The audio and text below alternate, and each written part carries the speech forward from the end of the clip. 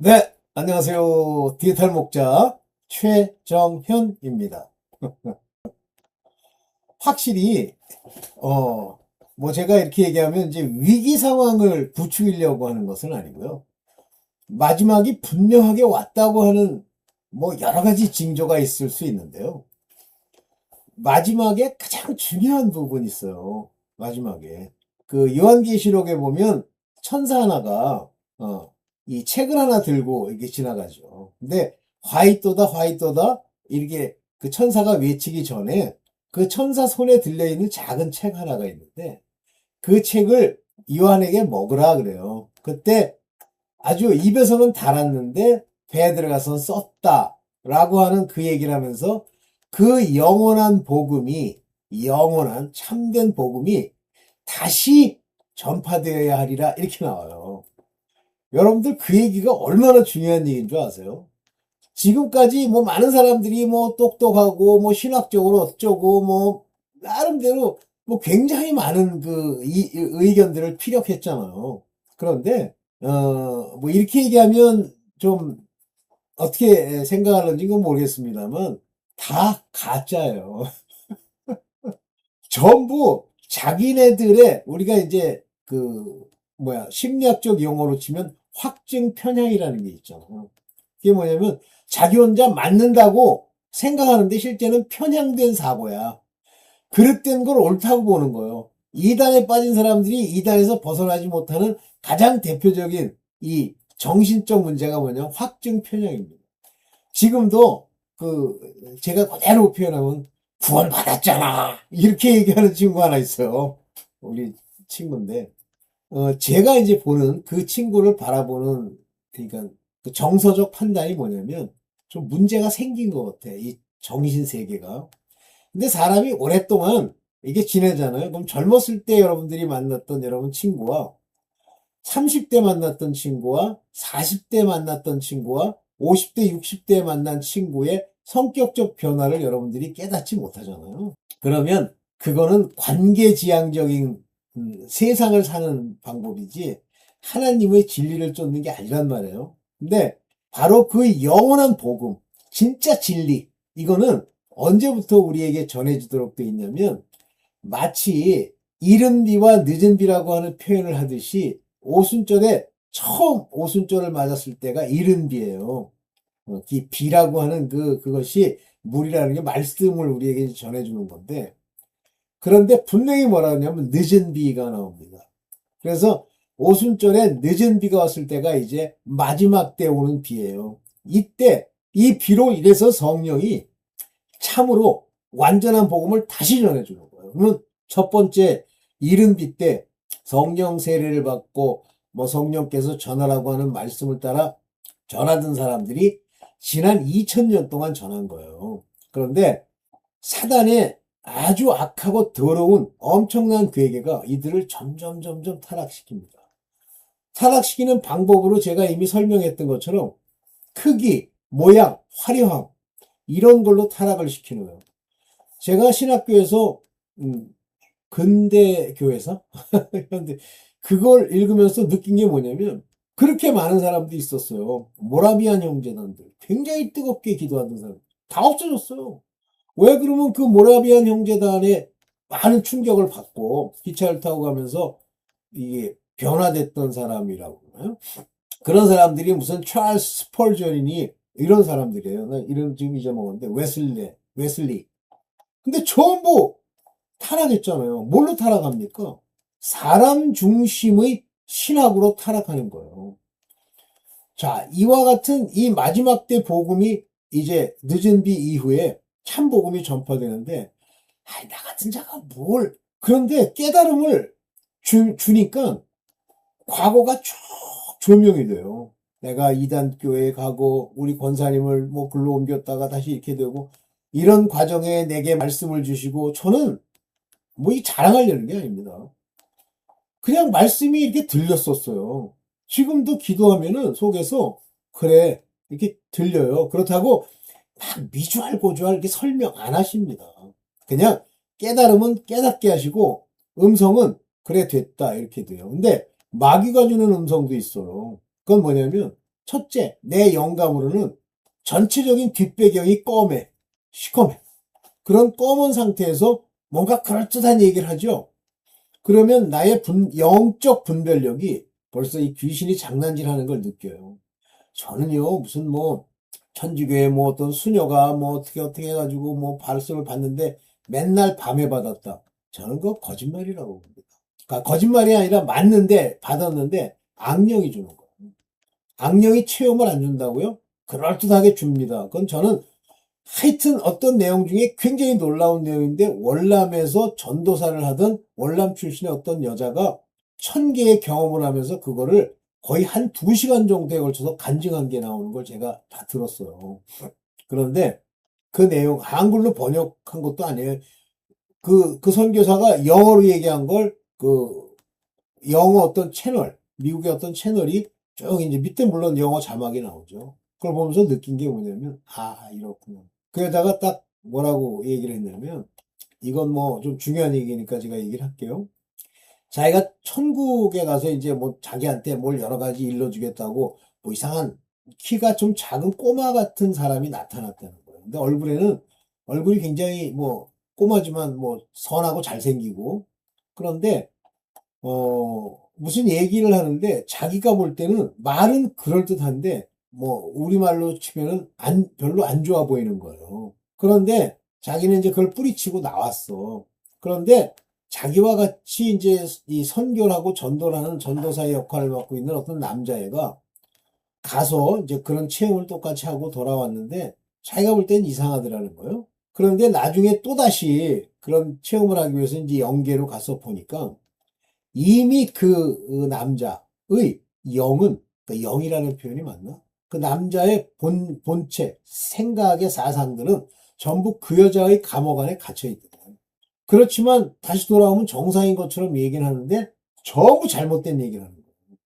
저는요, 뭐 가끔 여기 이렇게 보면은 뭐 자기는 사탄교회 뭐였었는데 이렇게 이제 나왔다. 물론 나온 사람도 있겠죠. 근데 어떤 사람들은 못 나온다는 거예요. 그 여자 전도사의 저거 한 번 내가 허락을 하고 거기서 뭘 받아가지고 나와서 입으로 터트리잖아요. 그럼 못 나온다는 얘기예요.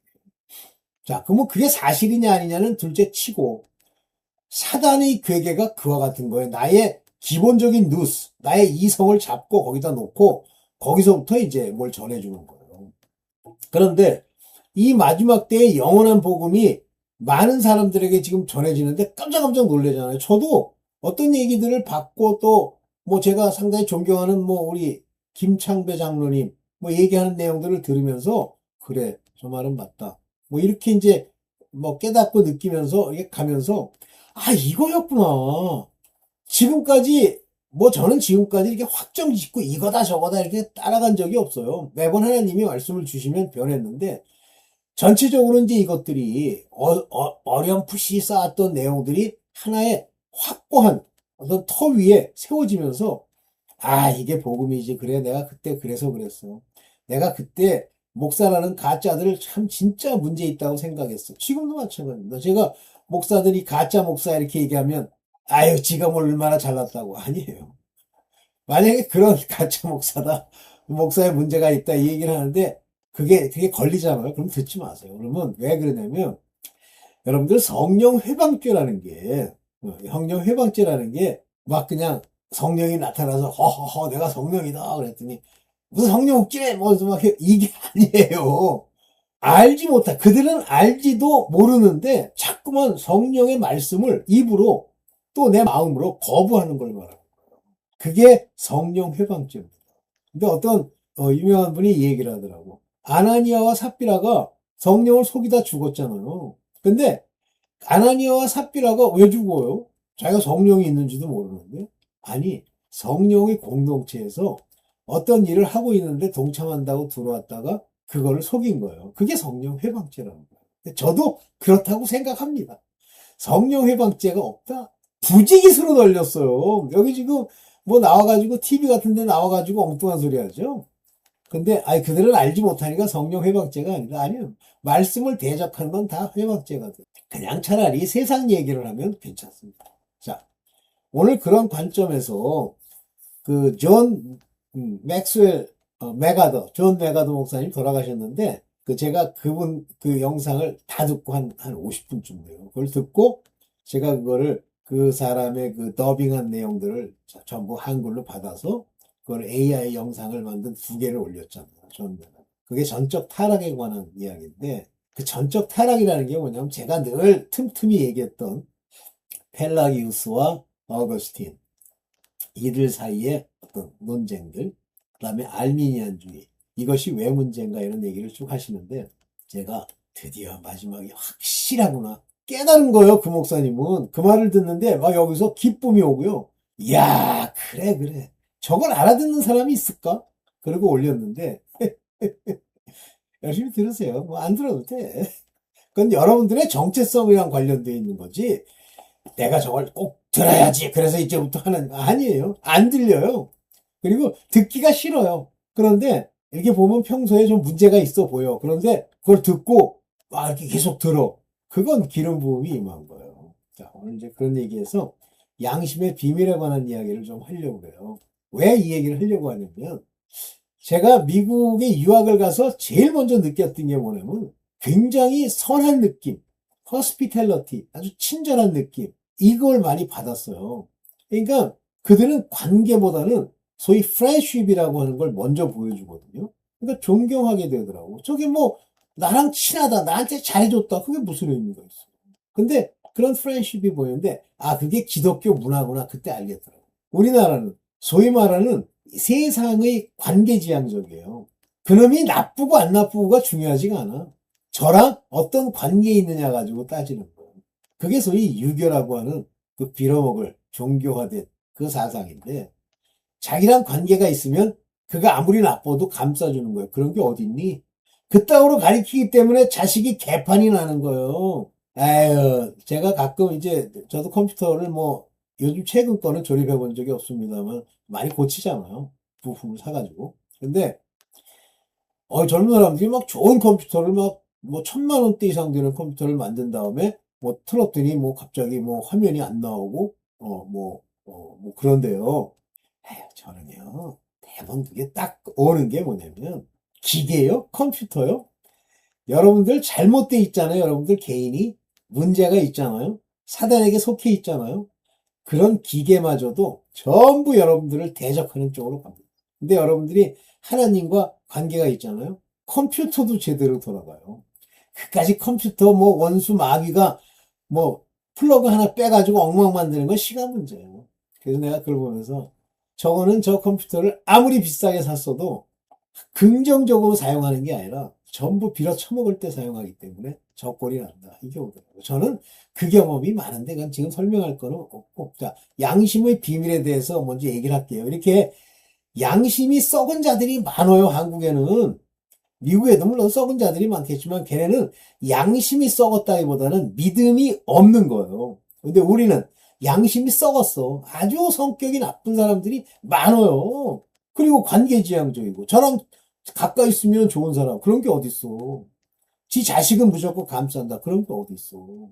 네, 그러다 보니까 외식으로 뭐 겉모양으로 이렇게 하죠. 자, 이 양심을 버리잖아요. 이 양심이 썩어지잖아요.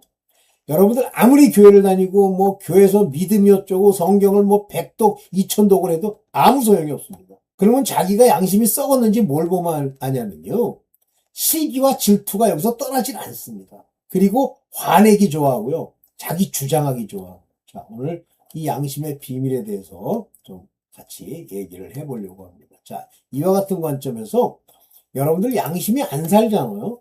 그러면 한마디로 얘기하면 양심이 안 살았다는 건 여러분들이 경건치 않다, 죽을 거다라는 것의 예표입니다. 볼게요. 여기 이제 제가 가지고 있는 주석서를 이제 찾아서 여기다 올려놨어요. 요게 수나이데시스. 자꾸만 저는 이걸 D로 발음하는 경우가 있어요. 두 이렇게. 근데 아니에요. 요게 N자입니다. 수나이데시스. 이게 D자예요. 자, 쉬네이데시스. 이게 바로 양심이란 말. conscience. 영어로는 공통되다. science, 알다. 그런데 여기 한번 보세요. 이 슈네이더라는 말, 또는 이제 conscience는 의식이란 말로도 쓰이는데, 함께보다 이해하다. 즉, 컨이라는 건 이제 함께라는 뜻이죠. 동시에. 알다 이거예요. 그래서 이 양심이라고 하는 슈네이데시스는 의식, 양심, 성실함으로 의미를 하는데 우리나라 사람은 양심이라는 단어에 초점을 이게 양이 좋을 양자거든요. 썩은 양심이 한둘이 아니에요. 썩었어요.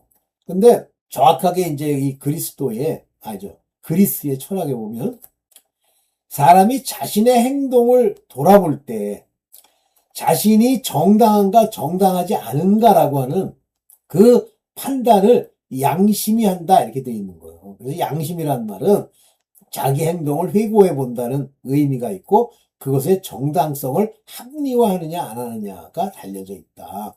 즉 양심은 우리나라의 양심은 자기를 위해서 자기를 합리화하기 위한 마음의 상태를 말하는 거다. 여기 의식, 성실함 이렇게 표현해 주는데 따라서 그 인간이 어떤 종류냐에 따라서 이 양심이 썩을 수도 있고 더러울 수도 있고 악할 수도 있습니다. 그래서 우리나라도 양심이란 말을 쓰는데 이 로마, 그리스의 철학에서는 선한 아가데 또는 오르네와 같은 이런 선한 양심과 악한 양심으로 나뉘었다. 이건 뭐 제가 포네라 얘기 많이 했죠. 데인의 포네라. 이 포네라는 건 악하다는 뜻이에요. 악한 양심, 선한 양심 두 개가 있다. 그러면 자기가 악한 자는 자기의 악한 행실을 정당하면 그건 악한 양심인 거예요. 근데 선한 양심은 자기를 정당화시키는 데 쓰는 게 아니라 자기의 악행을 제대로 바라보는 그것이 바로 선한 양심이죠. 그래서 선한 양심은 이제 평강을 준다라고 마음을 편안하게 해주잖아. 한다고 하는 것이 그리스 철학이고요. 그 반면에 악한 양심은 자기를 괴롭힌다라고 하는 그런 게 있는 거예요. 그래서 왜 가끔 보면 그 서양 만화에 보면 오른쪽에는 하얀 옷 입은 천사가 왼쪽에는 뿔 달린 악마가 막 속삭이잖아요. 괜찮아. 너를 위한 거지 뭐 세상이라는 거 이렇게 얘기해요. 천사는 아니야 가서 사과해라 이렇게 얘기한다는 이게 소위 말하는 서양 그리스 철학적 헬라 철학적 사고예요. 자 이런 관점에서 여기 말하는 슈네이데시스라고 하는 것이 이제 쓰입니다. 이런 거에서 이 원어를 이제 번역해 보면서 가봅시다. 양심은 내가 행동을 할 때 정상적인 사람 같으면 사람들 앞에 괴로움이 없이 꺼리낌이 없는 양심을 가지려고 힘썼다 그러잖아요. 사도행전 24장이면 바울의 이야기예요. 그것도 하나님 앞에서나 사람들 앞에서. 그러면 하나님 앞에서 꺼리낌 없는 양심이 있다 그러면 하나님이 이걸 판단하실 거예요. 하나님이 나중에 심판할 때 우리 양심에 새겨진 그 행위, 그걸로 우리를 심판하시는 거예요. 우리 양심 마음에, 양심. 사람들 앞에서도 꺼리낌이 없었다 하는데 여기서 꺼리낌이 없다는 얘기는 이 offense, 공격적이다, 사람들을 괴롭게 하다, 그들을 넘어뜨리다 라고 하는 단어가 이 offense입니다. 그래서 이런 offense가 없는 void, 그런 것이 없는 양심을 늘 가지려고 내가 참 노력 많이 했어. 이런 얘기.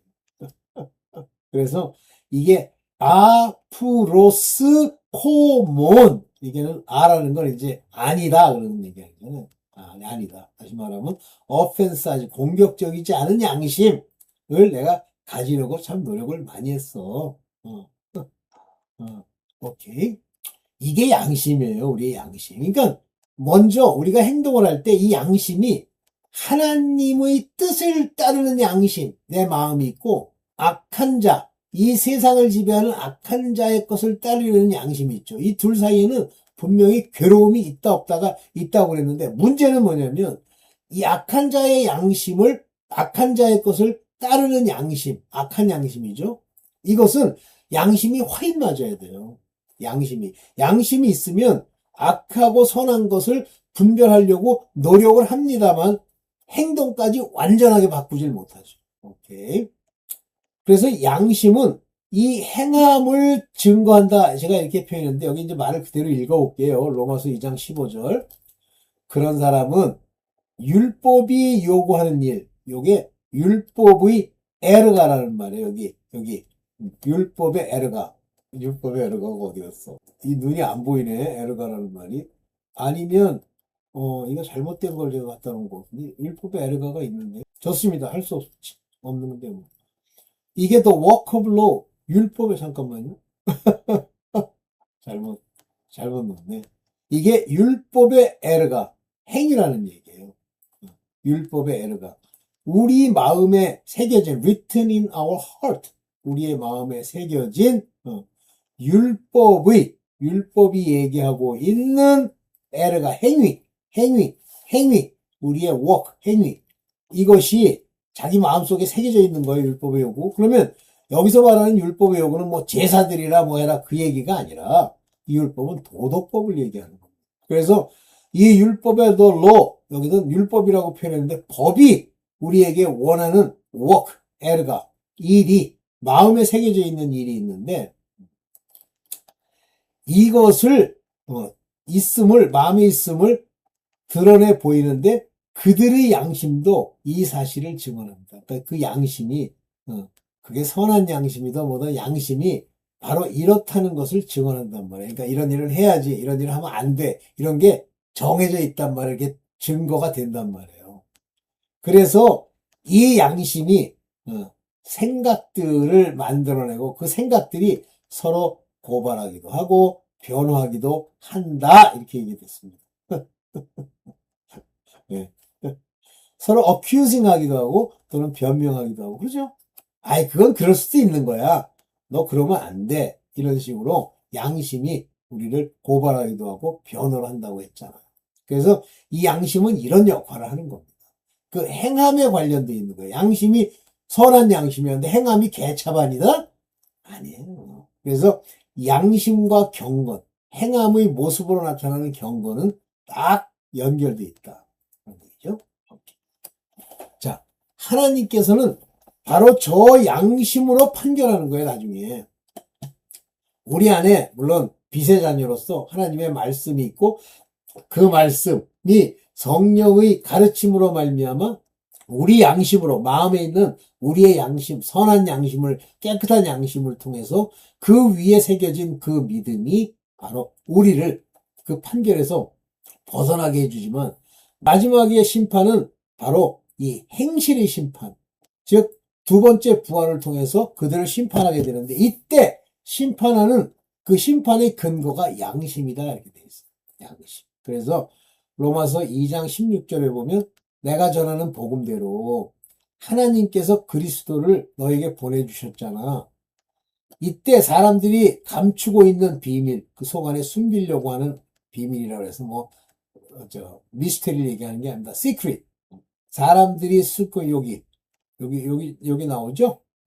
크루푸타. 비밀. 그들의 숨기는 것. 어떻게 숨겼으면 좋겠다는 걸 심판하실 그 날에 드러날 것이다. 마지막 심판 때에 다 드러나는 거예요. 양심에 새겨져 있기 때문에. 그래서 죽음은요, 악인도 그 양심에 새겨진 악행들이 다 드러나는 거예요. 원수 마귀들이요, 여러분들을 괴롭힐 때, 여러분 양심에 새겨져 있는 그 내용들, 걔네들은 우리 양심을 살펴보고 아는 게 아니에요. 자기네들의 기록, 우리 인간이 태어나서부터 죽을 때까지 따라다니는 그 familiar spirit, 소위 말하는 그 악령들이 전부 기록한 걸 가지고 우리를 자꾸만 참소하는 거예요. 참소받아 그로 말미암아 condemnation, 저주받는 자가 되지 않기를 구합니다. 그래서 여기 크리네이, 요게 심판받다, 요게 판결하다, 지옥 판결할 때 요게 크리네이예요. 하나님이 너희를 판단하는 그날 엔 헤메라, 그날 뭘 판단하냐면 다 크루프타, 비밀스러운 것, 톤 안스로폰, 사람들의 속 안에 이렇게 숨겨져 있는 것, 다 잊어먹죠. 악인들은요, 양심이 썩으면요 그 기억이 안 나요. 그리고 자기가 행한 일들을 기억을 못하게 합니다. 근데 하나님이 함께 하시면 여러분들의 행한 행실 중에 여러분들이 빚진 것들을 기억나게 하시고 그것을 갚아버리게 만드세요. 그것이 속건제예요. 참 봅시다. 자, 근데 우리 양심이 뭐를 배우게 되냐면, 로마서 2장 18절, 그분의 뜻을 알며, 하나님의 뜻을 알고, 율법으로 가르침을 받아서, 이제 의문으로 가르침을 받는 거예요, 율법으로. 옳고 그른 것을 분간할 줄 안다고 자부하는 사람이 있습니다. 이 옳고 그른 것을 분간하려고 하면 하나님 성령으로만 분별이 가능해요. 성령이 아니면요, 이게 옳은지 그른지를 몰라요. 그럼 뭘 가지고 옳다 그러다 얘기하면 자기 양심을 따라 하는데 양심이 썩었거든. 그러면서 스스로 뭐라고 생각하냐면 눈먼 사람의 길잡이요, 어둠 속에 있는 사람의 빛이라고 생각한대. 그런데 그분의 뜻을 자기가 안다 그러고 율법으로 가르침을 받았다는 이 율법적 종교인들은 그렇게 자부하지만 사실은 이들이 소경이에요. 어둠 속에 있는 사람을 인도한다고? 네가 어둠인데? 눈먼 사람의 길잡이야. 네가 소경인데? 봅시다. 벌써 이 뭐 율법을 통해서 성경을 읽었더니 이렇게 하라고 그래서 많아요. 교회요? 그런 교회가 한둘이 아니에요. 뭐 버글버글합니다, 교회가. 말도 안 되는 소리 하고 있어. 여기 율법으로 가르침을 받았죠. 뭘로 가르침을 받아요? 복음으로. 복음의 기본적인 특징은 뭐예요? 그리스도의 할례. 이 율법의 할례를 받은 자들이 율법, 즉 몸의 모양을 따라 자기가 그걸 읽고 가르침을 받았다고 생각하는 거죠. 자, 봅시다. 그들은 의문의 책으로 터득한 거예요. 그러니까 왜 성경 백독했느니 성경을 50대. 이게 전부 가짜예요. 어떤 장로 가짜 하나가 꼭 하면 자기가 그걸 강조하더라고. 자랑하려고. 그 의문으로 쓴 책으로 터득한 거예요. 그래서 로마서 2장 20절에 보면 율법에서 모든 지식과 진리의 근본을 터득하였다고 하면서 스스로 어리석은 사람의 교사요, 어린아이의 선생으로 확신한대. 얼마나 많아요? 내가 신학교 나왔는데 목사들 얘기하는 거예요. 목사들은요, 저 율법에 근거하지 않으면 소위 하나님의 근본적인 뜻, 하나님이 그 아들을 통해서 복음으로 우리를 깨우친 것을 알 수 없도록 돼 있어요. 그리고 인간이 알 수 있는 게 아니에요. 성령께서 우리에게 알도록 자꾸만 팝업해야만 아는 거예요. 그리고 인도해야만 아는 거예요. 내가 인도를 받아도 이게 어디에 근거해서 이런 인도를 받는지는 오직 마음의 성령으로만 알아요. 제가 그 존 메가더 목사님이 한 얘기에 그 얘기가 나오잖아요. 온통 교회가 소위 인간의 방법론으로 꽉 차 있대잖아요. 아우, 나 놀랬어. 그분은 진짜 선생 중에 선생이요. 마지막 시대에 깨우는 아버지의 뜻을 행하는 분이세요. 아, 무섭습니다. 야, 참. 이렇게 세상이 여기까지 온 거야. 어? 자기가 어리석은 사람의 교사래, 가르치는 사람이래. 아, 진리의 지식에, in the law의 진리의, 지식의 형태. 지식은요, 말씀이죠. 진리도 물론 말씀입니다. 율법의 지식은 결국 율법을 어기게 돼 있어요. 근데 율법을 이렇게 자랑해. 내가 율법을 이렇게 공부했다? 백독했잖아. 내가 장로야. 아니, 내가 목사잖아. 근데 왜 율법을 어겨서 하나님을 욕되게 합니까? 이렇게 나오죠. 그러니까 우리가 경건히 살고 아버지 앞에 그 양심, 깨끗한 양심의 믿음 위에서 행실을 제대로 할 수 있는 사람 같으면 하나님의 욕을 안 먹여야 돼요. 근데 자꾸만 목사가 하나님께 욕 먹이는 짓을 하잖아요. 율법을 어겨서, 그러면 율법을 어겼다는 얘기를 하지만 실질적으로 그들이 말한 내용, 자기의 양심에 맞는다고 얘기한 그 내용을 어기는 거예요. 디모데전서 1장 7절에 보면 율법 교사가 되려고 한다는 거예요. 자기가 가리키려고. 율법 교사라는 건 한마디로 성경의 교사가 되려고 하지만 실상은 자기들이 무엇을 말하고 있는지, 무엇을 주장하고 있는지도 알지 못합니다. 너무너무 중요한 얘기예요. 모르는 걸 자기가 얘기를 하면서도 내가 무슨 얘기를 하는지 몰라. 글자 얘기를 하는 거예요. 율법의 글자. 그리고 자기도 생활하다 보면 율법의 글자는 설명했는데 자기는 그걸 어겨. 뭘 했는지를 몰라요. 무엇을 주장하고 있는지 알지 못한다는 거예요. 이거 잘 깨달으십시오. 목사의 행실 그 열매를 보고 그 목사의 정체성을 이해하는 거지. 아니, 그 말로 이해를 합니까? 여기 자랑한대잖아요. 난 율법을 그냥 오늘 뭐 어디까지 읽어가지고 그냥 줄줄줄줄 나와. 웃기고 있네. 복음에 그리스도의 할례가 없으면 그것은 아는 게 아니에요. 그러면 이게 양심이 썩었기 때문이죠. 왜 이런 일들이 일어납니까? 율법. 즉 양심이 자기 딴에는 이렇게 해야지라고 생각하면서 자기의 정당성을 확보하려고 율법을 자랑하는 거예요. 난 율법을 이렇게 행한다? 그런데 실제는 율법을 어기는 거예요. 그리고 무슨 얘기를 하는지도 몰라요. 자기가 하나님의 뜻 가운데 이 얘기는 무엇을 의미하며 우리는 무엇을 가지고 갈 것인지를 모르는 채로 주장을 하는 거예요. 자, 그러면 이제 이 양심이라고 하는 것은, 자, 내가 행동하는 것의 합리성이에요. 근데 나의 행동의 합리성이 내가 합리적이야, 내가 제대로 했는데, 라고 하면서 왜 한국에 보면 그런 사람 많잖아요. 나는 양심에 꺼리낌이 없어. 남이 볼 때 네가 문제가 있으면 그게 양심에 꺼리는 거야. 그래서 양심이라고 하는 건 다른 사람이 나를 볼 때 어떠냐라고 보는 것이 양심. 다시 말하면 경건치가 않아 더러워 행실이. 근데 컨트로버셜해. 그러면 그 양심이 문제가 있는 양심인 거야. 그건 멈춰야 돼. 내 자유가 남의 양심으로 판단을 받으니까 내 자유가 남의 양심으로 인해서 판단을 받아? 멈춰! 그때요, 남이 왜 이 사람들이 그 남의 양심이, 나의 이제 자유를 제한해야 되냐면, 이 사람들이 약하기 때문에 그래. 이들의 양심이. 어? 오케이. 자, 마음과 양심과 믿음, 그리고 사랑의 관계를 보면, 디모데전서 1장 15절에, 디모데에게 명한 그 모든, 명령의 목적, 즉, 경건하게 살아야 된다고 하는 그 목적은, 깨끗한 마음과 선한 양심.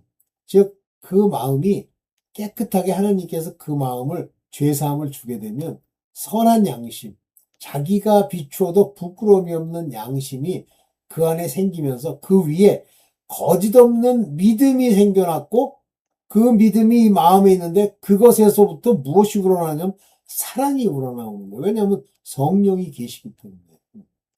그래서 믿음의 사랑으로 역사한다고 돼 있잖아요. 사랑이 일을 하는 거예요. 그랬더니 이제 맨 사랑을 지가 이제 안녕하세요. 이렇게 인사하고 사람. 이게 나쁘다는 건 나쁜 건 아닌데, 그걸로 자기를 포장하지 말란 말이에요. 양심으로. 그래서 양심이 없잖아요. 자꾸만 남에게 걸림이 되고 하나님을 욕되게 하고 뭔가 어기는 게 있으면 즉시 회개하고 깨끗한 마음으로 돌아가야 돼요. 네. 양심의 비밀이 그겁니다. 그래서 내 마음이 나를 이렇게 송사할 게 없어야 돼. 그리고 하나님과 사람 앞에서도 내 양심에 새긴 것, 물론 그게 이제 썩은 거지만, 썩은 게 아니라 이제 문제가 있지만 부끄러움이 없어야 돼. 그래도 바울이 예수 그리스도를 핍박했다고 그러잖아. 양심에 꺼리낌이 없는데도. 그러니까 그 양심을 하나님이 깨끗게 선하게 해주셔야 돼요. 그러면 먼저 깨끗한 마음에서 선한 양심이 거해야지.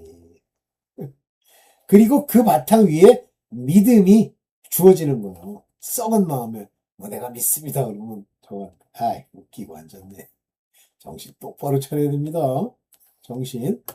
네, 오늘은 여기까지만 할게요. 하여튼 자기가 생각해도 자기 양심에 약간의 더 꺼리낌이 있다 그러면 그건 문제 있는 거예요. 네, 여기까지 하겠습니다. 감사합니다.